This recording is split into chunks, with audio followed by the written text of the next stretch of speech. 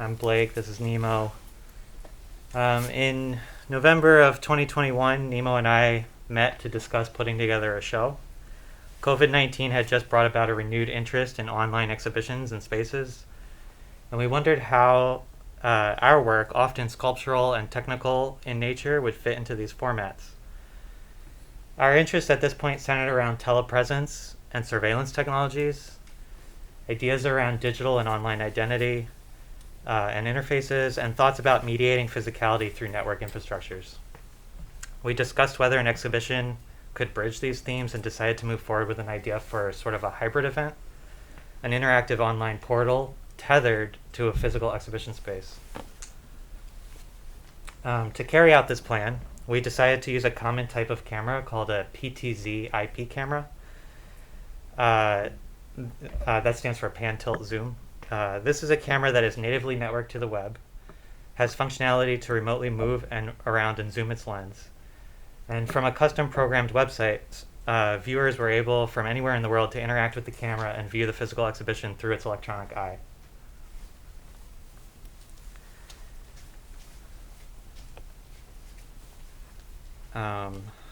We found space through the Art and Technology Studies Department of the School of the Art Institute of Chicago to curate and execute this exhibition. The space was an unused office that remained closed and locked throughout the run of the show, preventing bodily entry. We sent an open call for work that was primarily screen-based in nature and centered around ideas of surveillance, networking, and telepresence. Pan-tilt zoom was also entered in the Wrong Biennale as a hybrid format between their two exhibition options, online pavilion or in-person embassy, and so ours was a bit of both here.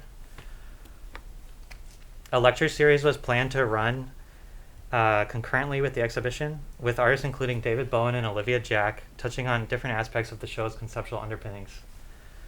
Central to us were questions surrounding the physical versus online nature of the artworks in the exhibition, the nature and physicality of the network itself, investigations into the nature of surveillance systems, and the analog to digital and sometimes digital to analog to digital pipeline, and induced frictions of the experience which would expose characteristics of the online system we had created. Our curatorial project as a whole, as well as several aspects, several of the artworks exhibited in the show, were in dialogue with several key historical works dealing with the intersection of telepresence and surveillance, so I'm going to run through those briefly. Beginning in 1974, Dan Graham used closed-circuit television cameras to present live video of two separate rooms in a gallery space. Live video from one room would appear in the other, while another screen would present video from the same room but at an 8-second delay. Here, Graham is attempting to blur the line between the observer and the observed, foregrounding the broken link between conceptions of reality and representation. The time-delayed imagery sets up a tension between what is shown on the screen and the behavior of the viewer, cluing the viewer into the recording process and breaking down and making clear the surveillance system. In our exhibition, this is called Patchwork Sky 1. This is a project that I made personally. I'm also attempting to recontextualize the surveillance system. Here, 3 live feeds from 3 different places in the United States were found unsecured on the internet through strategic Google searching. Each of these feeds was then cropped to a view of the open sky and then collaged together to form a new image in real time. On the screen, we see 3 sets of live views of the same sky from 3 different places, an image that ponders temporality and place through surveillance state technology. Eduardo Kac in 1989 made this project Ornithorinco, an early pioneering example of telepresence art. The work predated the internet as we know it and was set up across phone lines and a video phone connection between several different locations. Allowing participants to remotely control a robot while it traversed in a specially designed installation, Ornithorinco opened up telepresence as a realm of artistic opportunity. Utilizing early network protocols, the work foreshadowed the use of the internet as mediating a sculptural physical reality. This is another piece in our exhibition by Nemo, titled Between the Poles. It announces the sculptural materiality of the network infrastructure as its own means of display, consisting of a transmitter on the left, an antenna in the center, and a receiver and screen on the right, all meant for installation inside the exhibition space. The work turns the exhibition space into an active membrane in which information flows, occasionally yielding discernibility and then flowing onward. Another jumping off point for our curatorial project was Wafaa Bilal's Domestic Tension in 2007. For an entire month, Bilal lived inside the gallery space. His domestic and work environment were condensed into the gallery space, including a bed, a kitchen, and a workspace. Violently interrupting his quiet everyday life was a robotic paintball gun that was remotely controlled by visitors to an online website that he had created. Viewers could observe the field of view from the gun, move it around on screen with controls, and pull the trigger. On the same website, a live chat was set up through which visitors could communicate with others and Bilal himself during working hours. Through the performance run, eventually a group of users interfered with the planned operation of the exhibition by organizing what they termed a human shield. By continually and collectively pressing the left arrow key on the gun's controls so that other people could not shoot Bilal in the gallery. While the work sets out to highlight violence within online spaces and the xenophobic racism and violence prevailing U.S. culture in the aftermath of 9/11, its progression and implementation verge on utopian ideas of web as a site of collective action. In this way, the work is an early example of web interface as an online portal to an otherwise unreachable, inaccessible exhibition space. Finally, in Lauren McCarthy's Someone in 2019, 4 participants' homes were outfitted with various smart home devices, including cameras, microphones, smart home lights, smart home appliances. In a gallery space, a workstation was set up where gallery goers could respond to verbal requests from the 4 participants inside their own homes, sort of like a human Amazon Alexa service. Again, here the work is forcing the viewer to become complicit in the surveillance system, this time in the context of late capitalism. The use of surveillance tech here forces awareness upon the audience, pointing out the infrastructure that is subtly embedding itself into the fabric of our society in ways that are often knowingly and readily accepted in exchange for perceived improvements in our daily lives. A related scenario plays out on a smaller scale and more intimate scale in Kelly G's All Watched Over by Machines of Loving Grace in our own show. Here G has a live feed from an infrared camera trained on a colony of wood lice and other decomposers inside a 3D printed ceramic vessel. We are able to view the activity and interactions of the insects in a heat-seeking image on the screen of a large smartphone ominously positioned overhead. We are again part of the surveillance apparatus, but compounded. We receive imagery from G's infrared camera through the phone's screen, but only from across the exhibition space through the PTZ camera, across the internet, and through the web of our own computers. Okay. As we developed the exhibition, we began to notice that our emerging hybrid platform enabled new modes of accessibility compared to more traditional exhibitions, while in other areas new frictions were created, intentional and otherwise. This particular exhibition was carried out in a small and unused office space. Because the show interacts primarily through its web interface, the selected space did not need to be sized according to occupancy, but only to the work it contained. It also did not need to be a space viewable from the street. It didn't have to have windows. It didn't even have to have an operable door in this case. Because of the camera web interface, the artworks no longer require a bodily presence of a viewing public in order to experience. The arrangement affords opportunities for conceptual engagement in non-traditional locations. Spaces that are too harsh, too small, too subject to weather, otherwise inaccessible to human occupation, might be used as a gallery site in the future, allowing physical works to operate in relation to each other and the site in interesting ways.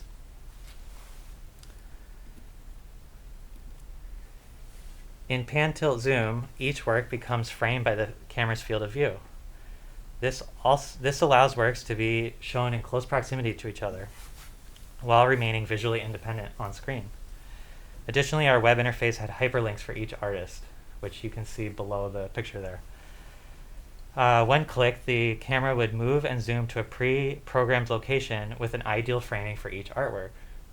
Some artists chose an overall view for their work, while others chose a more zoomed-in, closer cropped view, allowing some additional conceptual choices to be made in their presentation. However, the website also allowed the viewer to freely position the camera with manual pan-tilt-zoom control. With these controls, participants can move or zoom the field of view to see multiple works at one time, zoom into a tiny detail of one work, or simply explore the space containing the exhibition. I'm going to pass it over to Nemo now to continue going here. Thanks. Rather than retreating to a timed entry, pre-recorded, or a multi-camera installation, PTZ insisted on a singular point of view that sits at the edge of its infrastructure, a live web membrane, a reverse prism of physicality networks. Atoms reflecting electromagnetic light energy caught in its sensor dispersed through a multiplexed network to the eyeballs of viewers. Insisting on omnipotence, centrality, and embracing a panopticonic worldview for an online show, PTZ uniquely brings forth an engagement with the web's current major utility as a data collection venture that follows the logic of capture as more than one of its pillars. Data collection and platform capitalism equates us as subjects, reducing any indeterminacies, misrepresentations, or human errors.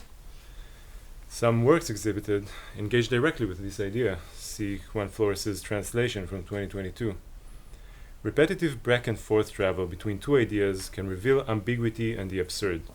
Translation is about focusing on the in-between movements rather than moments of stillness and clarity in its destinations. The format we've created for the show used off-the-shelf equipment and was configured to work in a place where we had no direct access to the network's configuration. The web interface was designed to be aesthetically related to the original interface the camera had, shown here on the right. All of the source code we use for the show has been updated and posted to a GitHub repository for others to freely use and download. As artists, an important part of this project was the friction inherent in this type of interface. Rather than striving for a smooth user interface reminiscent of online spaces for shopping or entertainment, we wanted to emphasize the constant friction or tension the web is always at: lost packets, glitched images, and shark-bitten underwater fiber optic cables. This friction manifested itself in several ways through the user interface and other decisions made regarding the exhibition's organization and display. As opposed to a physical exhibition, the optical apparatuses of the PTZ camera determines the field of view, context, and focus of the viewer at any given time. Instead of walking over, turning your head, or moving your eyes to scan a large surface, the web interface requires the user to click individual buttons for panning the camera, tilting it, and zooming in or out. In this show, there is only one perspective, that of the camera lens fixed at one point in the physical exhibition space. Through a conscious decision, the website handled multiple users on a first-come, first-served basis, making possible the contradictory, duplicate, or simply independent intentions of different users to come into play simultaneously, operating the camera at the same time. Thus, two users would have to either cooperate and understand each other, or compete in order to have a sensible view of the show. Another point of friction stemmed from the type of artwork. Early on, we thought we could set up an interesting relationship to space, time, and mediation by primarily exhibiting screen-based work. While a screen-based work could be readily displayed often natively on a web page, we chose to display these works on screens of various sizes and types inside the physical exhibition space. The only way someone could view these works would be through the camera intermediary. As a result of this decision, the angle from the point of view of the camera to each and every screen varied, and thus artworks would not appear square within the viewport. The artworks would also appear at a significantly lower resolution compared to their original content. Resolution could be improved by zooming in the camera onto an artwork, but of course this would come at the expense of field of view. These limitations in the camera system created a layer of distortion and friction to the viewing experience of these works. One facet of this project for us was this idea that this type of physically tethered or a live web exhibition could become a format for other curatorial projects in the future. We even considered keeping this particular space we used as a new online gallery for future curatorial projects. Does the knowledge of a physical space add legitimacy to an online exhibition? Quoting Brooklyn-based curator Lonnie Abrams, far more people see art on screens than in museums. The gallery is no longer the primary exhibition space. The internet is. Online viewers become the overwhelming majority of an exhibition's audience. The digital image is supplanting the art object. But how does an online platform for showing art position itself as something that is competing with social media, news sites, and clickbait buzz feeds? PTZ declares the direct engagement with the network's infrastructure as its primarily means of positioning itself there. It engages with network topologies, limits the field of view, frictions the usage of multiple users, and engages with the origin of the World Wide Web as a platform for both communication and command and control operations. The internet makes itself knowable to us by taking possession of the pixels on our screen to manifest sites and apps and email, but its essence is always elsewhere. While the multi-user, single-viewpoint interface of PTZ created friction in viewing works, it also provided an interface for the individual exploration of physical work in new and interesting ways. Anyone prevented from getting to the physical exhibition would be able to explore the sculptural and material nature of works by operating the camera, zooming in or out. The camera was originally produced for security purposes and allows for high-quality optical zoom to spy activities and objects at a distance. And with the reduced scale of the exhibition, this capability enabled the inspection of the tiniest details of the work. The one and only way to view PTZ is to engage with the surveillance infrastructure at the center of the exhibition, scanning the works to your liking, zooming in on parts, moving the camera anonymously. It is the gaze of surveillance capitalism personified, an ossification of the logic of capture into a user interface for viewing art. The logic of capture is still at play with many, if not all, online activities, including online exhibition platforms, measuring any interaction's probability and economic value through behavioral analytics. PTZ highlights yet reverses this logic. Instead of the viewer being the target of data collection and an anonymous mechanized gaze, the work of art becomes that target, using an apparatus that is at the disposal of the viewer. In other words, it forces the viewer to confront the basic logic any other platform is trying to hide. Furthering this reversal, PTZ did not gather any sort of analytics, server logs, or data counters. There is no way we could know how many visitors we had, when, and what artworks they were looking at. By refraining from using data collection, quantification, and prediction as tools of cultural production, we force ourselves into thinking in other terms about the significance of works and the curatorial framework created around them. Pantheon sets up its own network to create its means of display. It is a live web, emphasizing the conditions of a website as means of display. Its physicality, latency, and friction created by multiple users using it at the same time. By bringing those elements to the forefront, it engages itself with a media art discourse as a curatorial position. This then extends to some of the works shown inside the exhibition, some of which depicting, but others activating or activated by a network infrastructure. PTZ refigures a perspective taken by historical works of conceptual arts and decades-long discourses of telematic art into a live-streamed present, with room for free action on the internet getting smaller and smaller, and the future of the internet outside of Google as gloomy as it ever was. Reclaiming alternative possibilities for online exhibition is a crucial task for us artist practitioners that engage themselves with the network. By the assemblage of a complex conglomerate, a platform as artwork as exhibition, as well as by bringing forth works that further explore themes of surveillance, telepresence, and network infrastructures, PTZ positions itself to ask questions of ownership, power, and intent.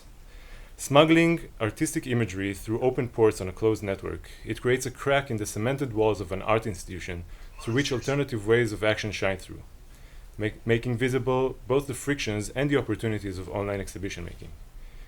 It enables remote engagement but forces collective action, limits the field of view but enables a new one, and engages dialectically with remote imagery apparatuses meant for surveillance and remote control by repurposing their technical features. These and our questions and our reasons for embarking on this endeavor created a new set of questions for us that we are excited to explore during the panel with you. So we are looking forward to your thoughts and questions on the panel, and we'd like to thank the Museums Without Walls Committee for inviting us over. Cheers.